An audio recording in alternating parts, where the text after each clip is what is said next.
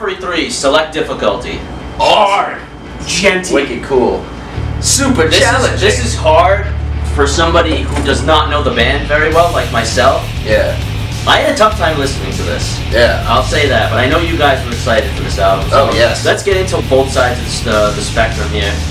So it's been only like a year since Juggernaut Alpha and Juggernaut Omega came out. Yeah. So they already got their 5th album out. They already got number 3. Here's the deal with Periphery. Now, P3 has been in the works not as long. So last year, obviously, Periphery put out Alpha and Omega. Juggernaut. Yeah. So, you know, and that had been in the works since P1. I'm pretty sure that was one of the first albums that they made. And that's closer to more so more of a prog venture. Not a prog venture, but in the overall landscape of like releasing a double album and like the way that they released it and did everything. The albums are pretty long. Yeah, it's kind of more proggy in the regards of how it's packaged and presented. Oh yeah. But P3 comes at us in a little more harder fashion where the songs are slightly more memorable and more direct, and it's more so like P1.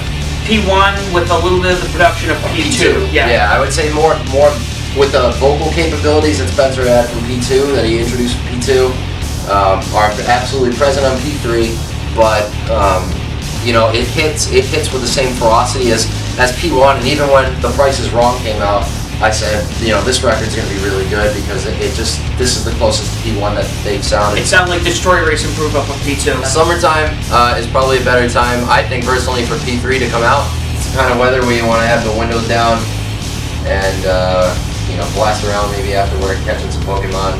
Just have a good time. Yeah. You put the album in, you just want to just drive, put the windows down, and have a good time. It's fun, exactly. And that's this album I got. So now we got 11 songs here and a little bit over an hour. Would that be normal? Like for like a Periphery album? I don't know. Yeah, just about. I'd say maybe P1 was probably a little bit shorter, but P1, P2 was about maybe P2 was pushing 70. Yeah. Really? They get that long? They tend to make longer compositions sometimes. I think Juggernaut was over 70. The albums were short, but they were over 70 combined. I was surprised at how long it is. Yeah. That's long for you? This is a little long for something like this. Huh. I feel. I just listen to so much progressive. It retains the proggy aspect of it. Remember Dream Theater? True. The Dream Theater thing is just Periphery. That Periphery rides the line between gent and prog. Here's the deal though with Periphery. A lot of people usually get turned off by Periphery vocals. Because that is not the problem for me. Really? Yeah. The vocals are not the problem. The vocals are good. That was the problem that a lot of people had when P2 came out. Was the vocals were one of them. It's like you're a grown man. The problem I have with P3, I think, is this is not the right album to start off with if you don't know. No, you should really listen to P1. If you start off with this, it might seem really lackluster to you, and like you don't know what this band is about, which I have no idea what Periphery is about. You know, this is like my real introduction to them. P3 is a problem for me. Not that it's not listenable; it is listenable, but I don't know what the band is trying to say. In terms of bands that have like some sort of a real message, like hardcore message, they kind of don't. The prog aspect of it definitely comes in because I think it's where it's an acquired taste for prog in general. I found that like a lot of these like interesting parts of a lot of these songs were in the wrong spots. I said, oh wait, it was there? Yeah. Why wasn't it earlier? I said these are interesting in the wrong places for me. If you think that this album is like that and tough, you should listen to Alpha and Omega. You'd have a crisis. You'd have an existential crisis, dude. You start dipping into the whole progressive genre itself. This is very very light. My favorite thing with Periphery is there's a lot of bands out there that have great vocal melodies and harmonies, and the music's okay, or the music's great and the lyrics are just they're just there. This band, and there's a lot of times it does it. First of all, Spencer has an amazing voice. He's one of my favorite vocalists in the scene right now. But the music is great. Misha and all them write great music. And then they throw Spencer on top with these interesting hook and vocal melodies and harmonies that it just, I don't know, it flows. The vocals are just as important as the music is with them. Yeah, it has the balls that I wish Alpha and Omega had. I mean, it hits harder, more like P1, and I wish that Alpha and Omega, I wish Juggernaut had had more of that spread throughout. I think this is much superior to those last two. Were there any tracks that stuck out for you, John? I did like Marigold and Habitual Line Stepper.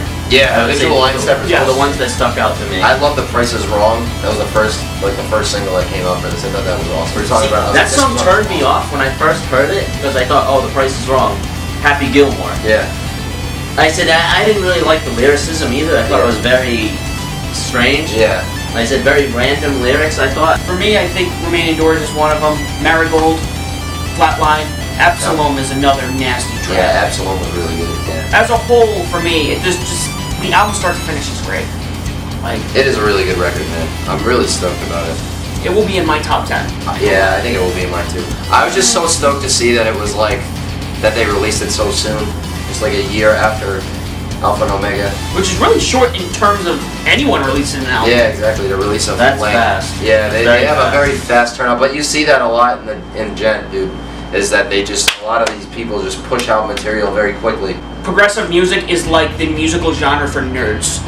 It is. People who sit there and will like make love to their guitar for hours on end. Yeah, exactly. Yeah, it's very mathematical, and it's very it's one of those things where it's very chaotic, but yet kind of slightly poetic. And it's something that they're always on. There's something always Exactly.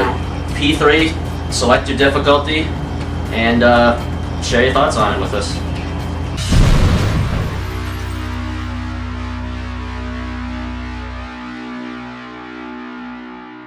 Alright, let's continue. Alright. So, like we were saying. But Periphery's a band. They've always been a band for me where they don't. I don't know. Just the albums as a whole. You can't sit and talk about one song. We both match. And I don't. Let him talk. Sorry.